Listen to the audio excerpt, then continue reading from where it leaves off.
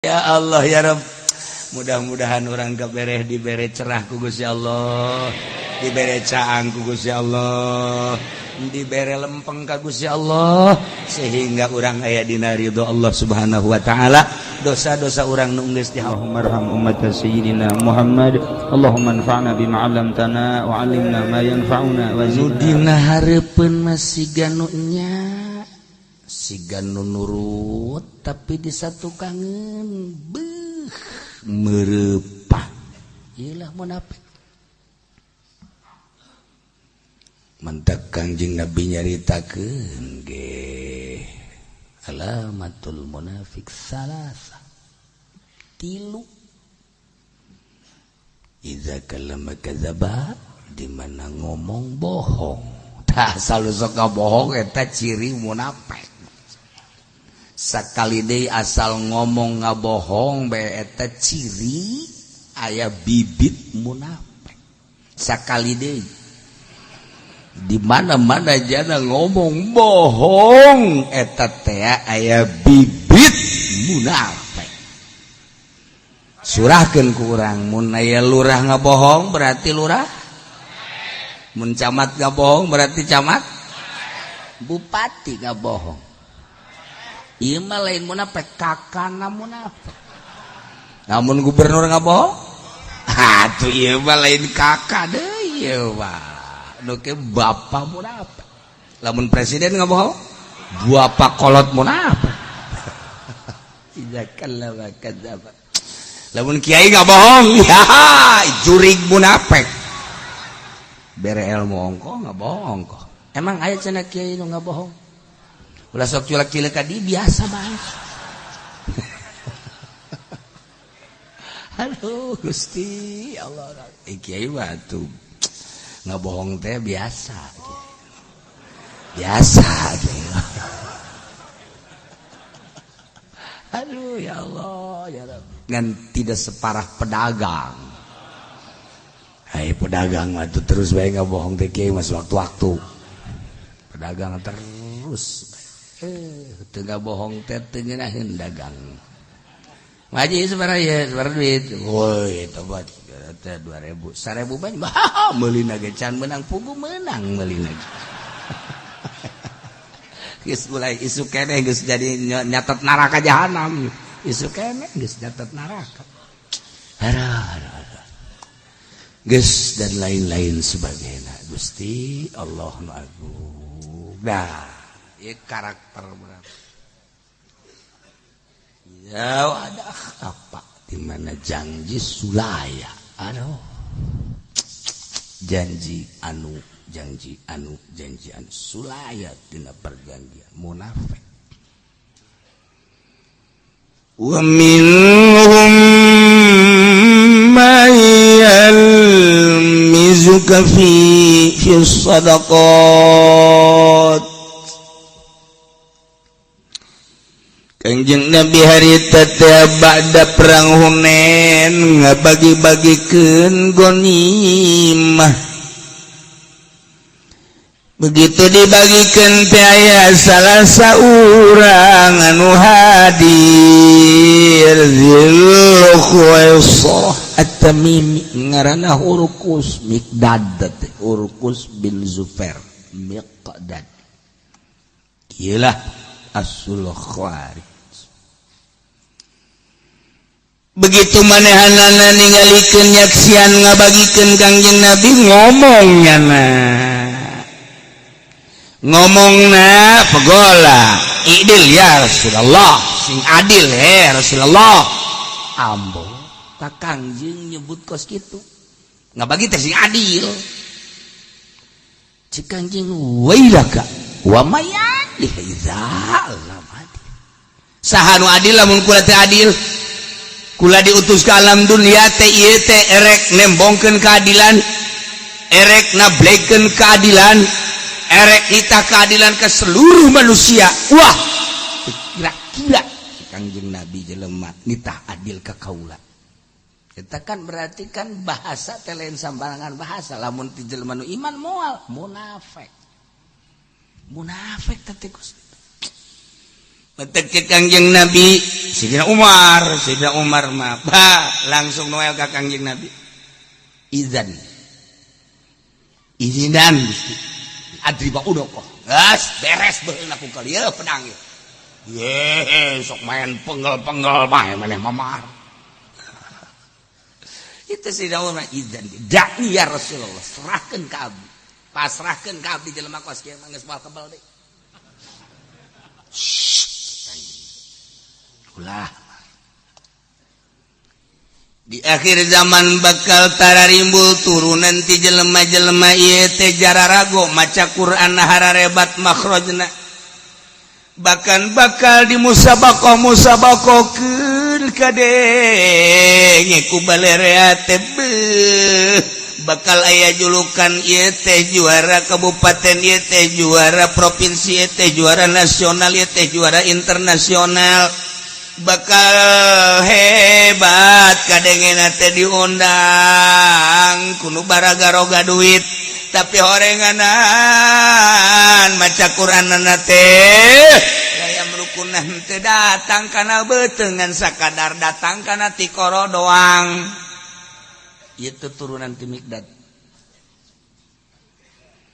bakal dimusabakokeun dia hebat-hebat kadenge ku balerea kahebatan suara jeung makhrajna jeung lirik-lirikna tetapi na manehanana teu make kana aturan-aturan Al-Qur'anul Karim Quran mah dibaca wala taqrabuz zina innahu kana fahisyah orang nyana nu zinahna nyana nu zina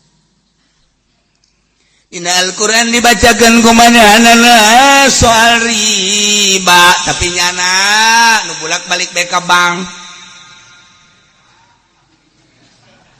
kunyana dibaca Al-Quran didengung-dengungkeun soal keadilan tapi nyana pang teu adil-adilna di akhir engke Kangjeng Nabi bakal aya pembaca Al-Qur'anul Karim nu hebat istimewa tapi ternyata ngan sakadar datang ka ti koro hungkul teu datang ka beuteung ka kolbu yakna teu make global baksana qori hafizul Qur'an ieu mah lain sakadar baca biasa hafizul Qur'an tetapi teu make kana Al-Qur'anul Karim. Masya Allah Kangjeng geus ngomong kitu teh kumaha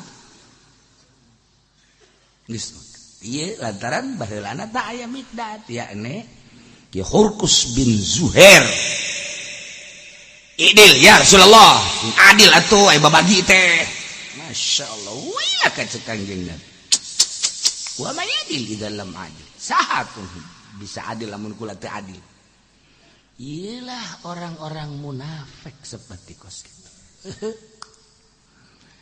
bahasa Al-Quran teh lain sakadar Al-Quran anu dibaca ku para qori orenganan kiai-kiai nu sok malaca Al-Quran ge anu kumanehanana dibaca terjemahan Al-Quran ngabentuk jadi Fathul Muin terjemahan Al-Quran teh ngabentuk jadi Riyad jeung Takrib Fathul Muin Watul Wahab terus dan lain-lain sebagainya tapi kumanehanana dirumpak ieu kreditan anu dua harga haram Quran geus ngajelaskeun hadis Kangjeng Nabi nu ngajelaskeun ditarjamahkeun melalui kitab-kitab fikih tapi horenganan nyana malah nu boga sorum ini kumaha ieu gara-gara ieu Hurqus bin Zuhair seorang munafik anu cak Sayyidina Umar idzan da'ani ya Rasulullah an adribunuka wahai ulah engke bakal timbul turunan-turunan ti dia pembaca Al-Qur'an pembaca kitab sakadar duniawi dan duniawi teu make kana aturan-aturan Al-Qur'anul Karim ya Gusti Allah nu agung urang kuari mah kudu ka Madinah ziarah ka Kangjeng Rasul assalamualaikum ya Rasulullah salam naon ucapan Gusti Rasul dina Bukhari teh anu bakal terjadi saur tuan teh pembaca Al-Qur'an pembaca kitab anu dibaca dengan sakadar datang ka tikor teu liwat ti tikor ya teu mararake Gusti di lembur abdi teh seueur. Lembur mana? Lembur abdi, lembur naon dia? Oh Kanjeng Nabi ge make dia. Antaran ieu gemeseun Kanjeng Nabi. Hampura Gusti Rasul, ieu mah sia urang mana? Tah bebeja kan atuh teu kudu dibejaan sa Kanjeng Nabi kayak ku aing dikirim ka Gusti Allah minta tsunami. Minta gempa, minta angin. Tah Masya Allah eta teh nasihat Quran hanya sebatas bibir. Lipstick. Urang mah kuari ngararaji teh ieu kuari di majelis taklim lalaki hungkul. Awewe di majelis taklim awewe di ditu. Eta tadi nama diulah ngaji teh awewe di dieu teh supaya ulah ngahiji. Gara-gara nama aya ustazah milu ngaji di zaman abad teh kula mah milu be di jero saurang dua urang tilu urang milu nyoret. Kabelah dia nanti kata diulah datang ka kuari geus ulah ngararaji komun kembalanja doang mun naraona. Geus ulah ngararaji geus sawe mah aing mah bari lalaki bae lah. Dikang mah geus tanggung ka neraka geus. Aduh. Urang lalaki itu. Awewe mah ulah hungkul mun jaga hati-hati. Yes, lamun aya awewe perem. Ya perem kotok minimal lah.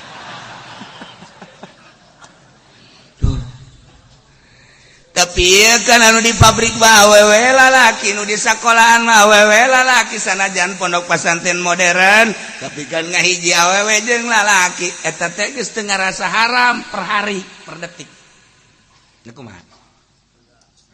Ini kumaha? Ayat hijab geus jelas. Ulah deuleu tah. Iya. Hayu. Kuari malah bahkan dimasalahkeun jilbab teh di Indonesia.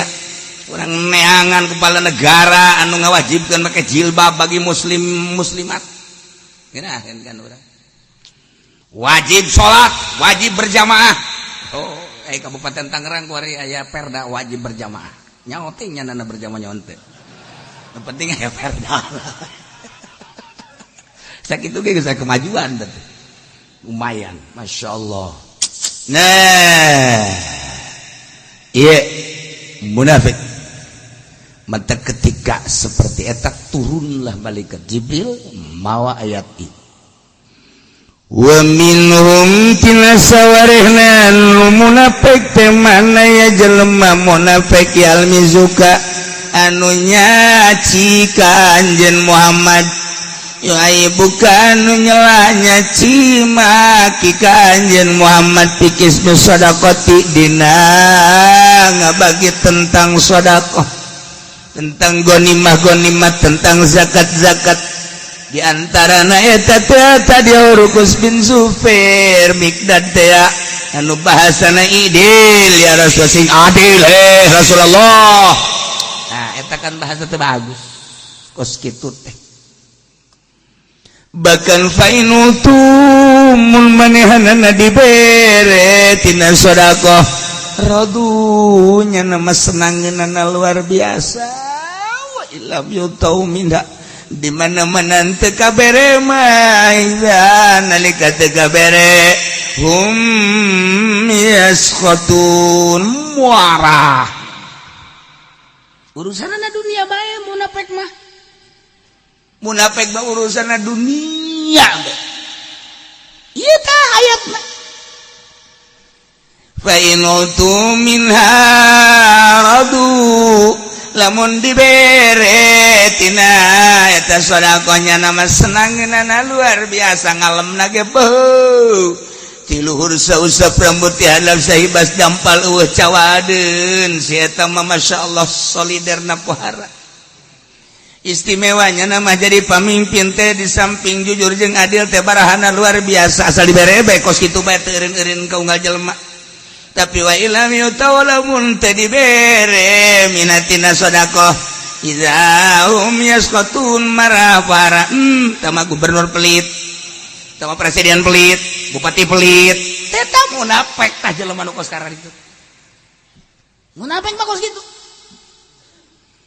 kuari mah kunaon atuh eta kos kitu teh aya di kiai nu sok dedeketan jeung pamarentah manehanana menta ka pamarentah makan teu meunang sambarangan kudu make proposal ja aya disadiakeun di ditu teh dana sosialna yang pembangunan berbagai pembangunan nyen proposal teu eureun-eureun itu can turun yeun deui itu can turun yeun deui bagus numpuk proposal ambalaya lamun dibere Bupati Zaki urang mah hebat dasar turunan Habib hebat ya memang ti bapana ge hebat ulus beuh duana lantaran proposalna turun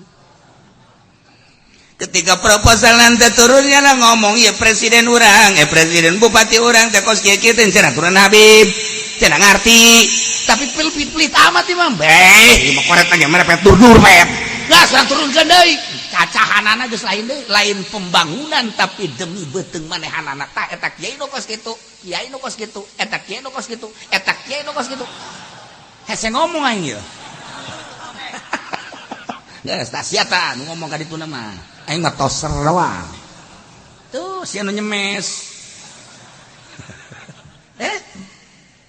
Masya Allah Nek lebaran sok dibabagi ku bupati kiai nu bener malah Gusti abdi mah ulah dikiriman ku bupati ja abdi mah teu hayang sok ngaganggu kana katentreman jiwa abdi ja samping boga duit boga keun bae jang usara rusah bae nalika di bere teh tetep bae dibagikeun kana susah ngan teu kudu abdi mah eta kieu bener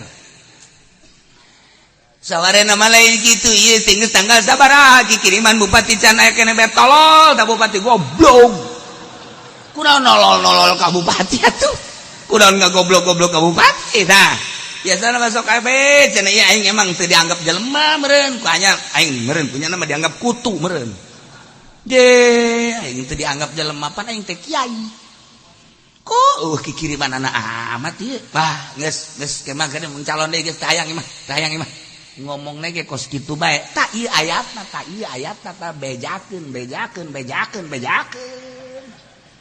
tuh fain utul lamun dibarere tak kiai min hati bupati rodu sararnangeun ngomong nage hebat ngalem nage pohara tapi wa ilam yutu mun kiai teh dibere min hati dana bupati dana naon cenah bupati mun bupati siapa mah ingat kitu bae hodanan idahum yaskotun ngacaprak ngomong itu di Al-Quran yang ngacaprak segalanya idahum yaskotun tulis di sisina ngacaprak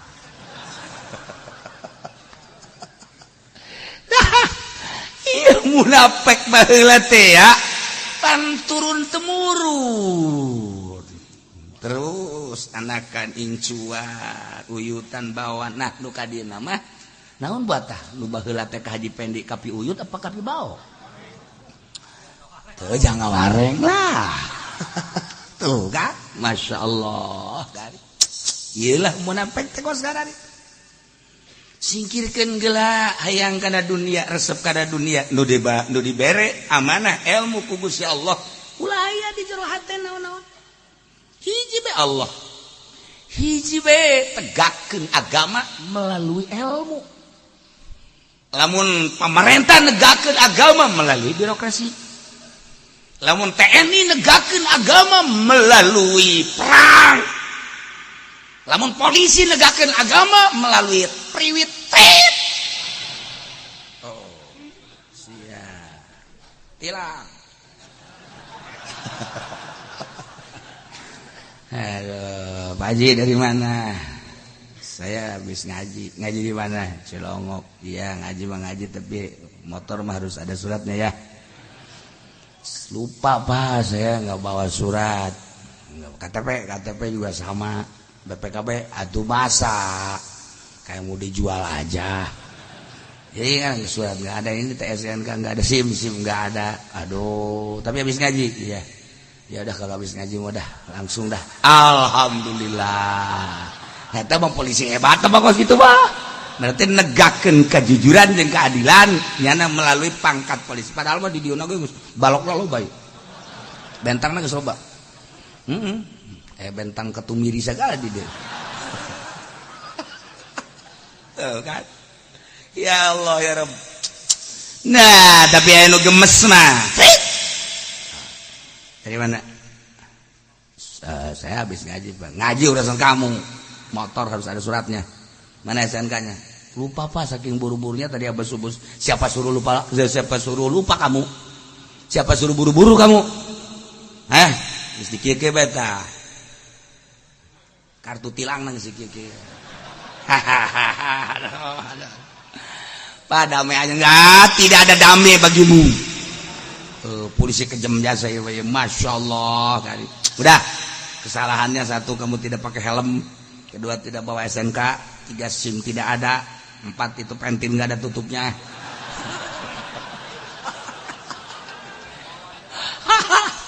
nih surat tilang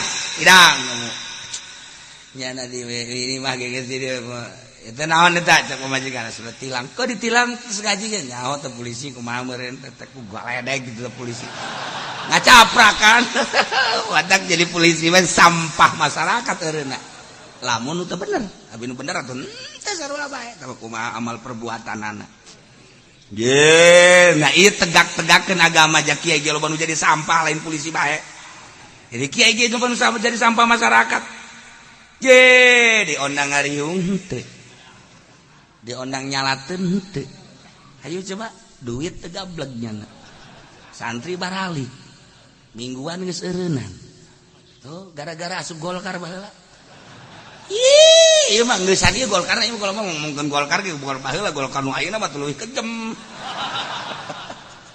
racun teh bagi kiai ulah ngomong gitu ge hook jasa ulah malena naon masyaallah teh jadi sampah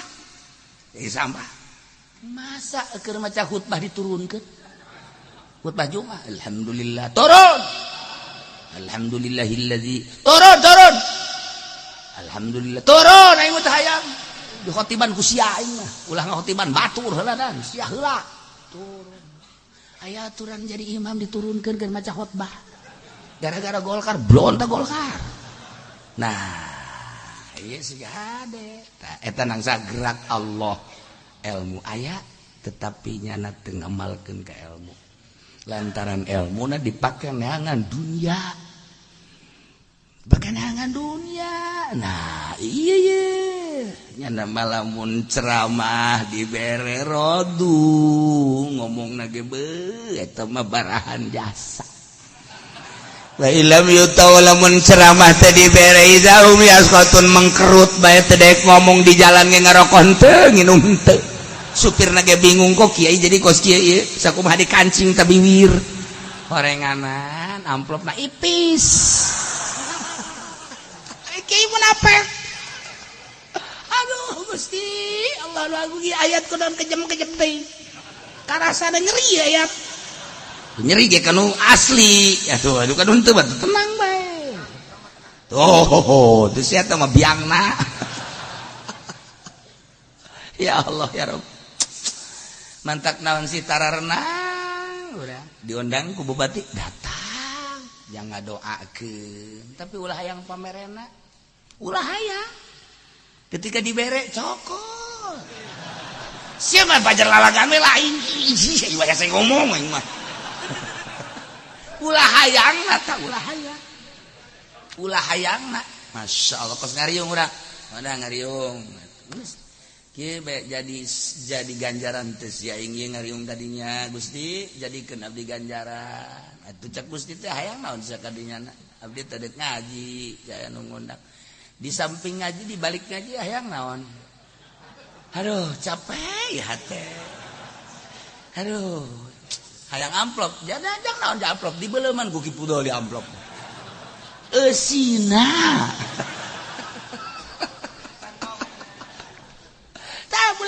bulak-balik mulai geus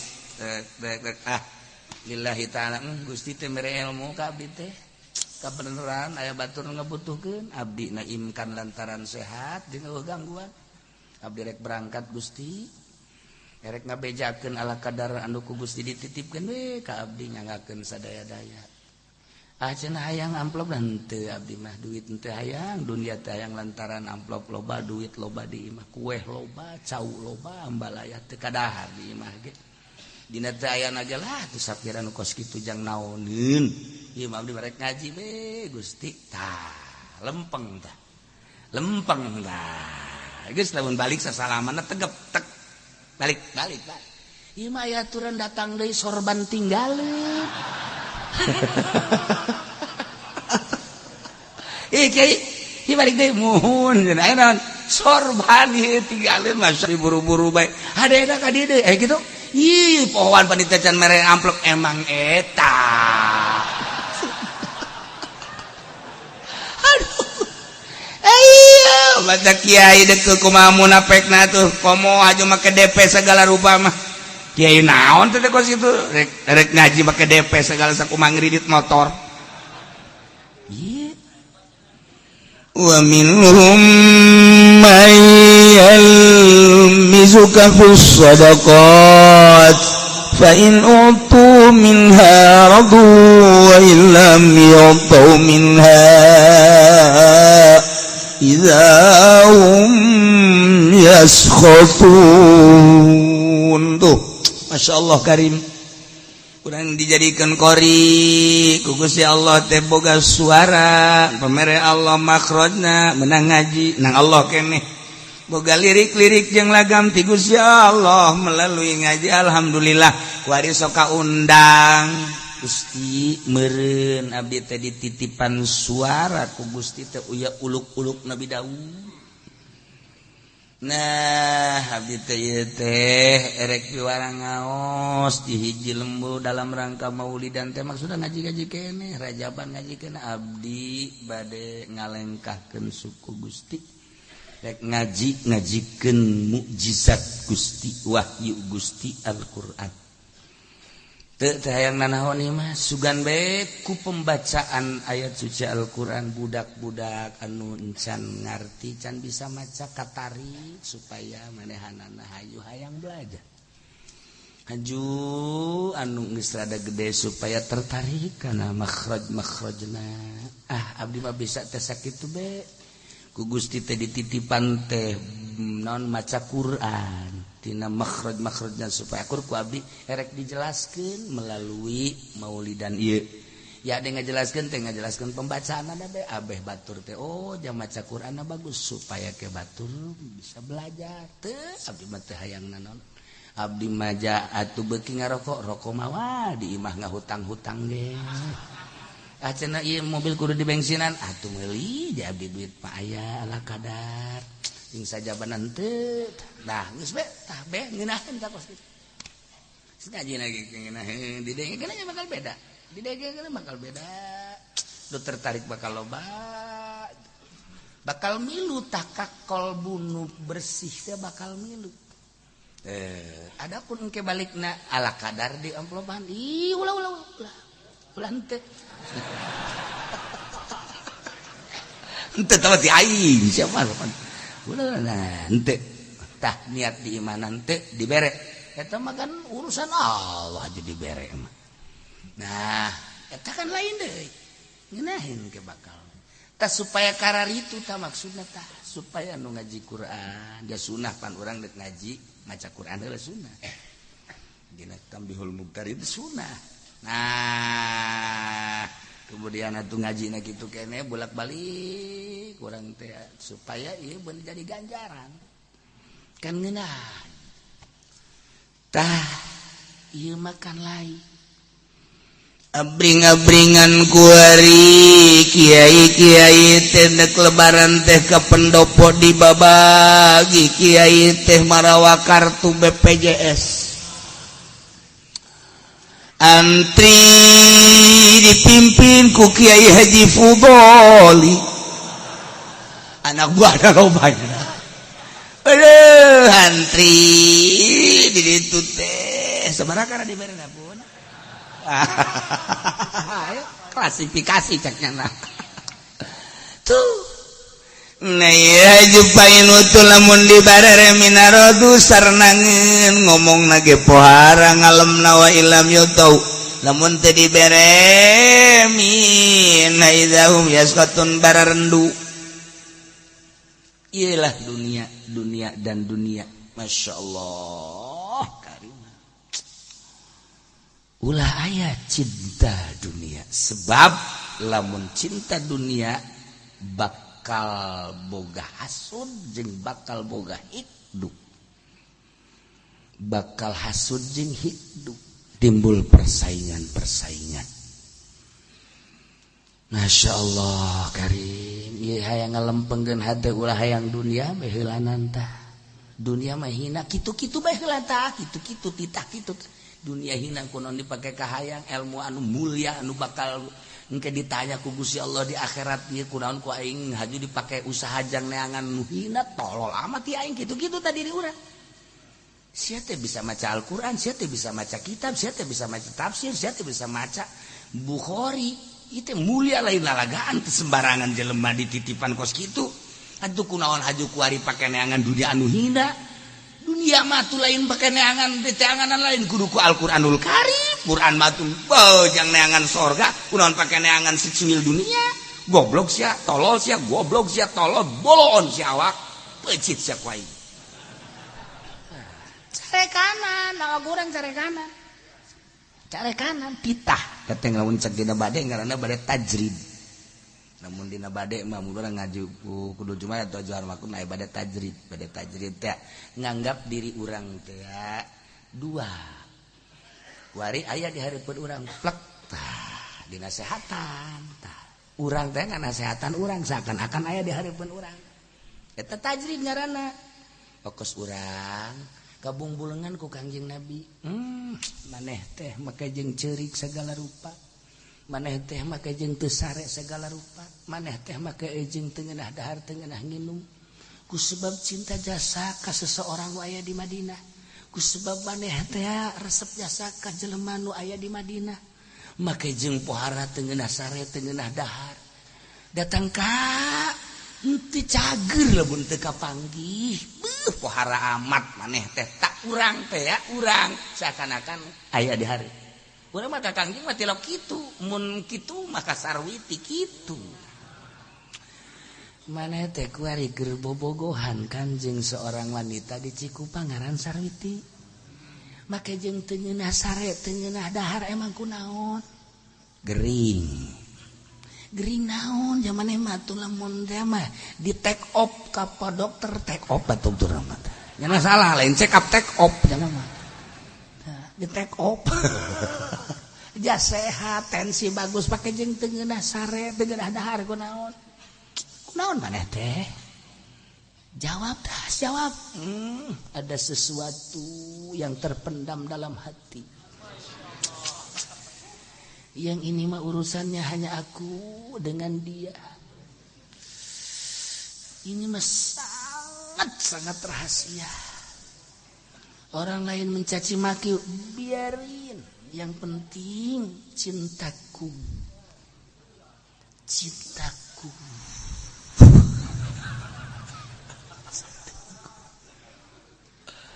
sebab wajahmu selalu ada di hatiku bibirmu ada di hatiku kicapmu ada di hatiku mana bisa aku tidur sebab engkau selalu menggoda senyummu selalu ada di hatiku mengapa demikian engkau cek urang teh tak urang keneh tah kan wae di hareupeun karena cintaku telah terbalas sehingga tidak bisa dipisahkan oleh badai gunung yang tinggi akan kudaki lautan yang dalam akan kuseberangi Oma Irama datang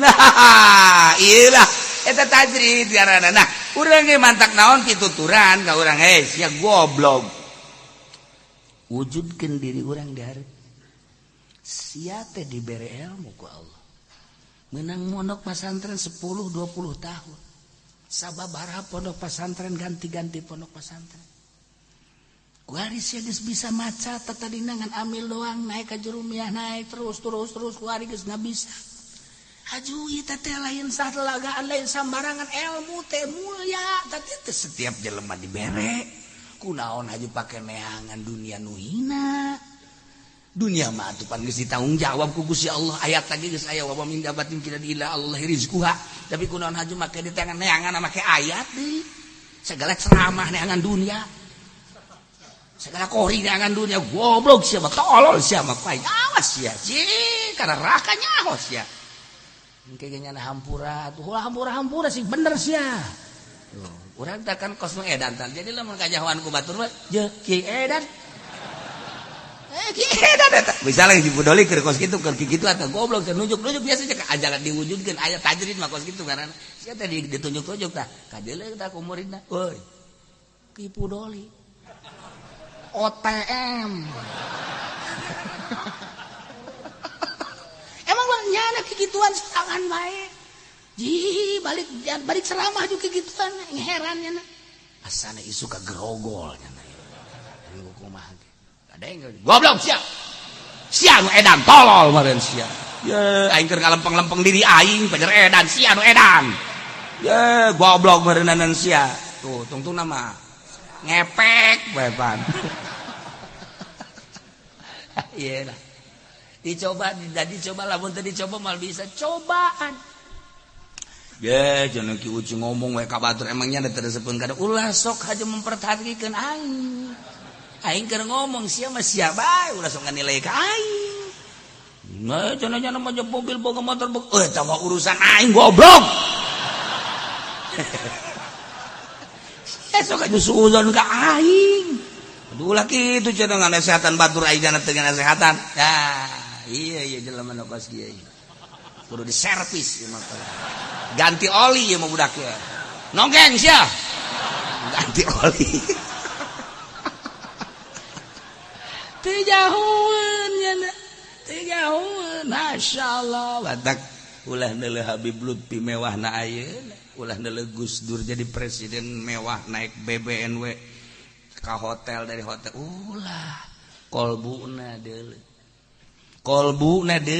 moal dianggap bapak bangsa moal nyana di wali-wali di Jawa mun eueuh tanda-tanda moal Habib Lutfi ku ari di kumaha-kumaha teu sabodo bae nu ngomongkeun emang para habaib eueuh ambalaya tetapi engke ge lentur lunak nu ngomongkeun nu ka kula bae ge Habib sabaraha nu ngomongkeun Habib Lutfi karena dianggap kula deket beureun ngomongkeun Habib Lutfi gini-gini ku kula dilempengkeun teu ngarti nya kula pernah bebeja ka Habib ada Habib anu kenapa ngomongin Habib gitu biarin aja tapi lillahi taala kula pernah ngambejakeun sebab ayeuna di Pekalongan Habib eta Habib itu ngomongnya biarin semaunya masalah jelema nu geus deukeut ka Allah jeung geus diteresep kana dunia dek dicaci dek dimaki moal kudu kumaha mun Haji Pudoli anu ngomongkeun ye pas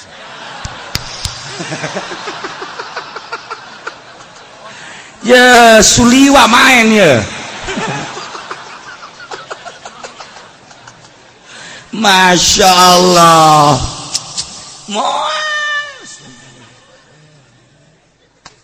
nah iya ayat teh ayat jangka munafik ketika orang ayah maksudnya mah sobalah seetik tentu pahit lah kurang dek ngalengkah ayah nu ngondang tetangga pahit dek dilillahi ta'ala pasti pertama mah pahit tapi terus bae ka Allah bere abdi Gusti bere abdi Gusti bere Gusti keikhlasan abdi aya undangan imkan urang na itu imkan ulah kira-kira bakal terjadi ganjaran ulah kita kira-kira bakal urang imkan lalu gina urang teh cek urang Bandung mah ayo ka ditu teh lempengkeun segala rupa engke ge dibere ku Allah tujuan urang mentak cek Gusti Allah ukhruj min baitika liridhoya keluar maneh ti imah aing demi neangan karidoan aing sia keluar ti imah aing eta bahasa ahli marifat diterjemahkeun ukhruj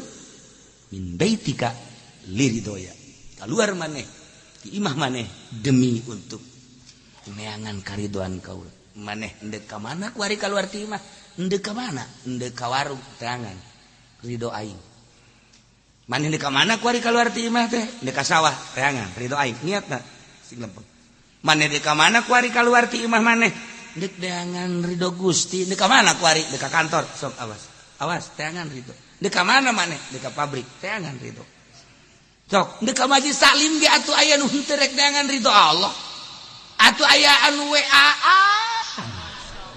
Masya Allah misqala dzarratin khairan yarah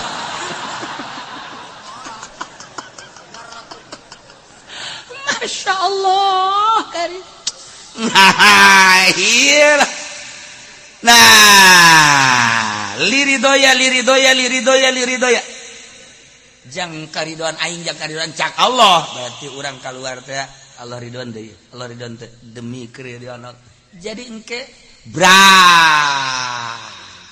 kamana bae urang deuk neangan ridho Allah bareng lempang ka pabrik nu ieu mah neangan ridho Allah nu mah teu nilai di akhirat mah lain bareng ka pasar nu ieu mah neangan ridho Allah nu mah lain atuh lain deui bareng ka kantor nu mah neangan ridho Allah nu mah teu atuh lain deui engke di akhirat kan kaget di akhiratna kumaha siapan bareng jeung aing ka kantor kos sia mah ka surga aing mah ka neraka aing baheula ngaji di Cilongok ayo kadenge bae cenah mun kaluar ti mah neangan ridho Allah aing teh terus bae ngausahakeun terus alhamdulillah batak aing mah aman tuh pasti ngaji ke ka Cilongok aing mah ngaji teh handapeun tanggal Ambon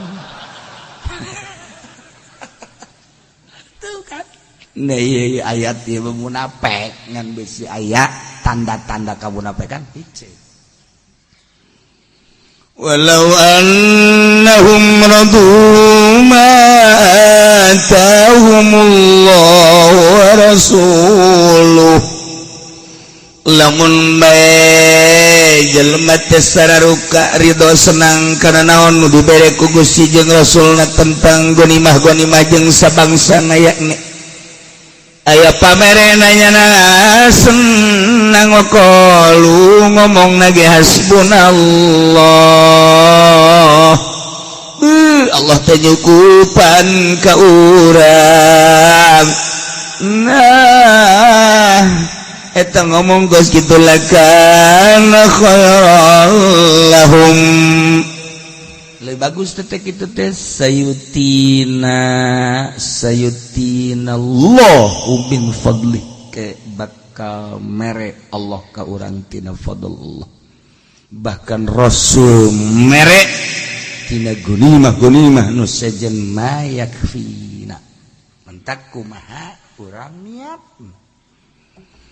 namun urang ngerasa senang dibere urang teh asa ti Gusti Allah nyari hasbunallah itulah lamun dibere berharap da ka Gusti Allah sayutinallahu min fadlih kitu keleh Rasul sayutina rasulu min fadlih yakni gonimah nu sejen nu bakal nyukupan inna ilallahi ragibun sanyana urang sadaya rasa cinta ka Gusti Allah tuh tanda-tanda jelema hebat ketika manehanana dibere ku Gusti Allah henteu bersandar ka mah ngomongna hasbunallah eta nu hebat urang teh tah ieu teh deuk di ka Allah keun teh hese boro-boro lu teu ngaji nu ngaji ge hese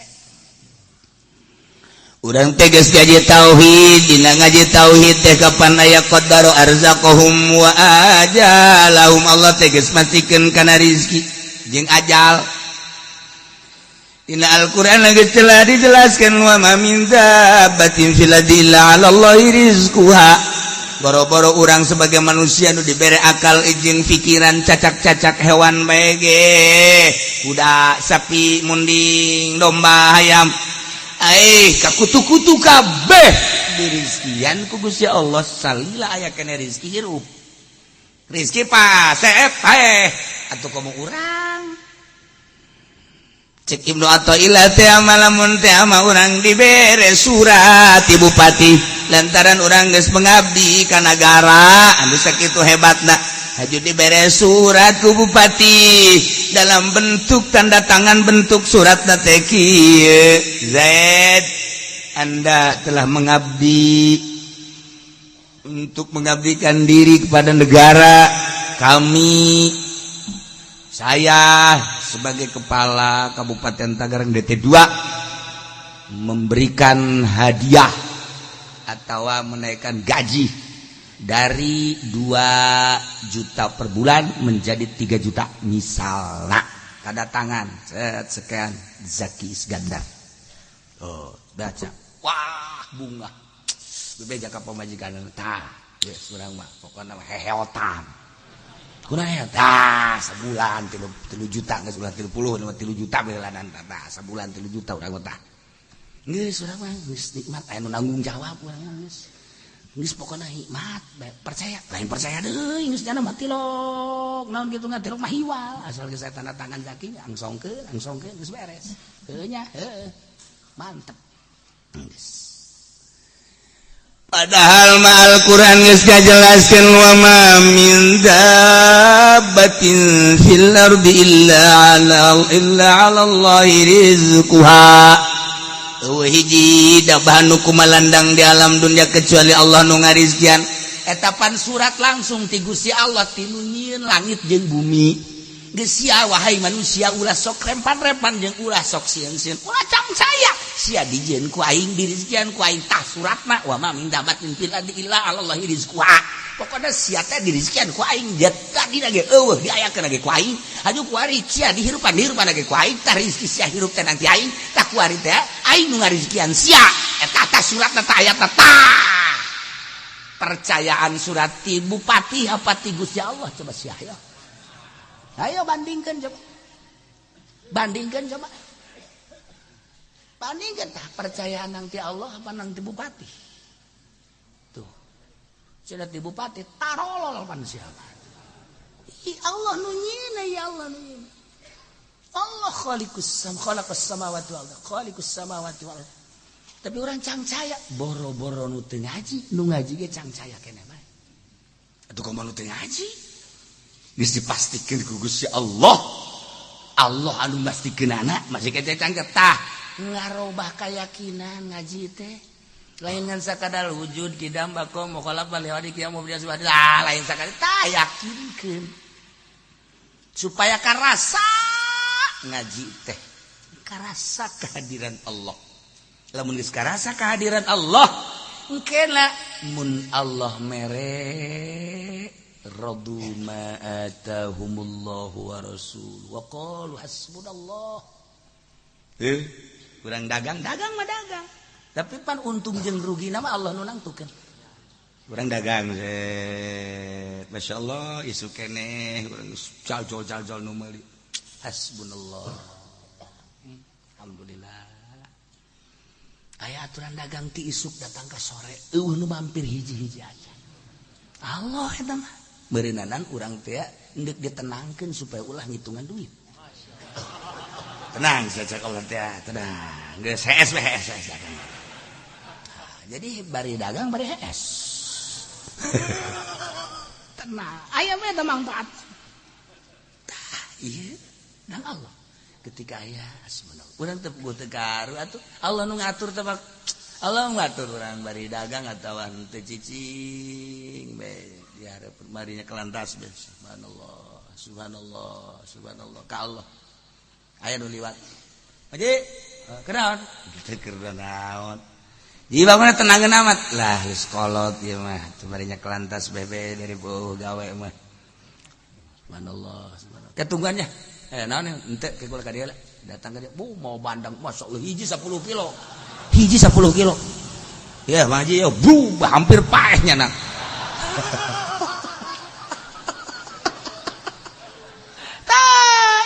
hasbunallah ya Allah ya Rabb hese teh utang lamun urang yakin ke aya bae atuh Allah anu tanggung jawab sih Allah nu nanggung jawab urang dagang keur tani keur henteu ditanggung jawab ku Gusti Allah kajen kuku mage engke aya bae tah aya bae asal yakin ka Allah.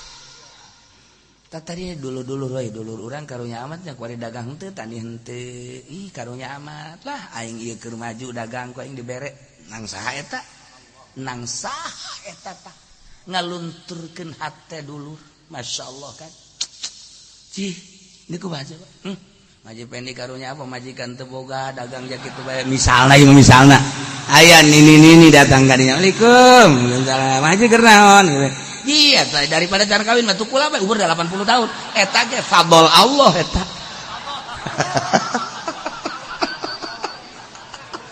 atuh tinggal ngomong hasbunallah wa ni'mal wakil ni'mal maula wa ni'man nasir kieu-kieu teuing Gusti tuh siapa tauhidnya jadi balik itu hasbunallah ya Allah inna ilallahi raghibun saenyana kaula maresep jasa ka Gusti Allah nu mantak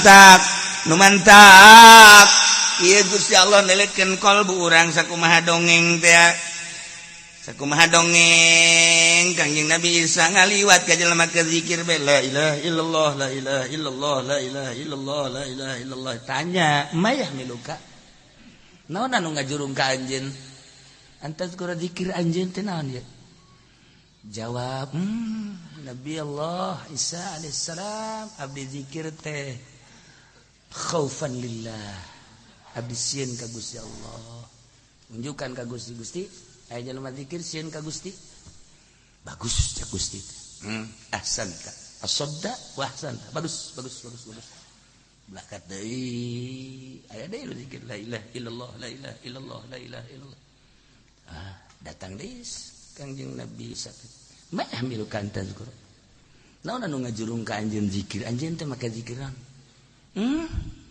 Gusti Rasul Isa abdi teh zikir ka Gusti Allah teh ieu teh lantaran resep rogbatan li sawabillah abdi meresep kana ganjaran Allah abdi hayang meunang ganjaran nah mahabbatan wa rogbatan lillahi ya ragibu rogbatan wa mahabbatan bebeja Gusti aya nu zikir ka Gusti teh ieu teh hayang ganjaran resep kumaha bejakeun ahsanta wa asabta bejakeun bagus maneh bagus terus nah aya deui kapanggil la ilaha illallah la ilaha illallah la ilaha illallah tang deui assalamualaikum salam mayah bil kantat kok naon nu ngajurung ka ajeun maneh zikir teh henteu naon maksudna naon maneh make zikir apakah sieun ka Allah henteu apa resep kana ganjaran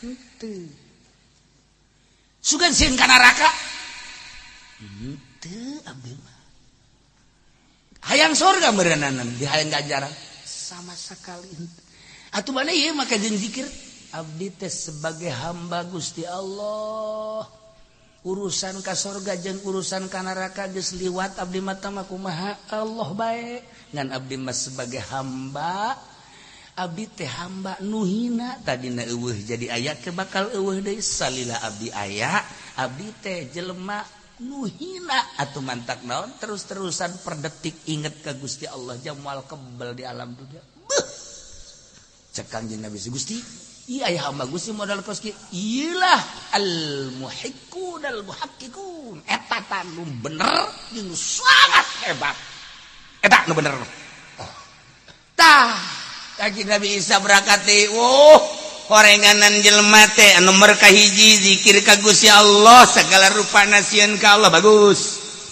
nomor kaduana zikir ka Gusti Allah ibadah segala rupana teh lantaran resep kana ganjaranana hebat nu katilu mah luapang hebat-hebatna teu sieun ka neraka teu hayang ka surga hiji bae pengabdian ka Gusti Allah seutuhna abdi hamba Gusti Pangeran abdi sebagai hamba deuk ibadah ka Gusti adapun surga jeung neraka kumaha Gusti bae abdi mah tah eta nu hebat pan urang mah teu bisa eta kos kitu ada udang di balik batu urang mah mere atuh udangna gede udang mah kekerepekan udang mah barang geus kitu Kangjeng Nabi Isa teh selang sababaraha poe lila kapangi jeung jelema nu zikir la ilaha illallah la ilaha illallah la ilaha illallah la ilaha illallah. Waalaikumsalam. Cik Kangjeng Nabi Isa maya milu kantat guru. Anjeun zikir naon? Apakah sieun ka Allah? Lain. Hayang ganjaran? Henteu. Lain ulama. Apakah sebagai pengabdian? Lain. Naon atuh? Hehe. Iya kan raja, abdi zikir supaya raja merek.